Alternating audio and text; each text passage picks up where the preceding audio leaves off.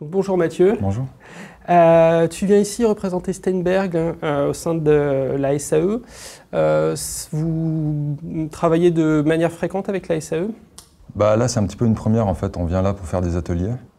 C'est quelque chose, un partenariat qu'on a implémenté il y a quelques mois.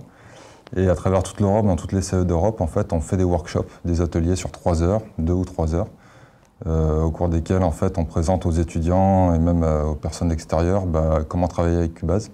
Donc c'est dans le cadre d'un projet complet, c'est-à-dire sur ce workshop, vous travaillez un morceau de A à Z. Alors voilà, workshop, en fait, on attaque du câblage. Donc on montre exactement quelle machine on a, quelles ressources. Après, on allume tout ça, on crée une première piste de batterie, puis au fur et à mesure, on développe le morceau.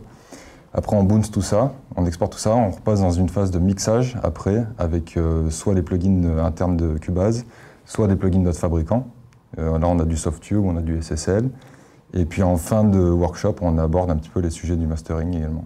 Donc dans la première phase, il s'agit de tracking pur en fait. Voilà, en fait, on bosse beaucoup avec les VST, avec les instruments virtuels. Dans Cubase 5, on a de quoi faire. On a Groove Agent One, on a Loopmash, on a tous les synthés de Cubase 5.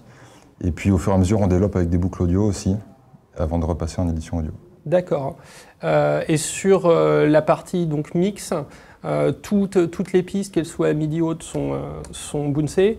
Et en fait, vous travaillez vraiment du mix. Voilà, en fait, on fait un export multicanal, donc on repasse tout en audio en un seul coup. Et après, on repasse dans des phases de mix. Donc ça va être soit, on va bosser avec les EQ principalement, donc EQ internes de Cubase, EQ aussi d'autres fabricants. Après, on va voir tous les effets donc, qui sont appliqués en insert, en send, en traitement hors ligne. Voilà, on va voir un petit peu toutes les étapes, volume, panoramique, nettoyage. Et alors, au niveau du mastering, c'est vrai que Cubase n'est pas trop connu pour cette fonction-là.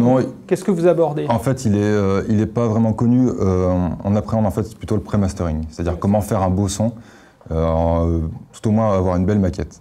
Donc maximiser le son, limiter, faire une compression multibande pour un peu éclaircir le mix. Voilà, c'est plus ça. Après, c'est vrai qu'on parle rapidement de Wavelab pour tout ce qui est mastering, qui est beaucoup plus pointu et fait pour, mais voilà, ça se limite à ça dans Cubase. Donc tu as déjà fait un workshop en Belgique, aujourd'hui en France, il y en a un prochain qui est prévu? Il y en a un prochain qui est prévu le 6 mai à Genève, en fait. La SAE Genève. Oui, SAE Genève, exactement. Et puis, moi, je m'occupe de toutes les SAE francophones en Europe. Et puis, il y a d'autres spécialistes produits qui sillonnent l'Europe, donc Espagne, bien sûr, Allemagne, enfin tous les pays possibles et imaginables. Et donc comment se passent ces workshops? Comment sont les réactions des participants? Très impliqués en général, on est souvent étonnés parce que voilà, les gens aiment vraiment découvrir comment on mixe dans Cubase. Et puis je pense que aussi l'ouverture qu'on propose est appréciée. C'est-à-dire qu'on ne vient pas là vraiment en commerciaux pur, on vient vraiment en ouverture. Et ça, je pense que les gens aiment beaucoup.